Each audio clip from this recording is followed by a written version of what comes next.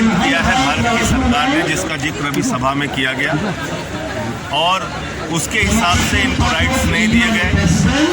Constitutional rights मांग रहे हैं ये लोग अपना। आम आदमी पार्टी हमेशा से छोटे स्टेट के समर्थन में रही है। जो लोग त्रिपुरा के मूल निवासी हैं उनका अधिकार उनको मिलना चाहिए, इस बात में मुझे कोई गड़बड़ी नज़र नहीं आती। और इससे संबंधित जो इनकी डिमांड है वो अपनी पार्टी लीडरशिप के सामने मैं रखूँगा।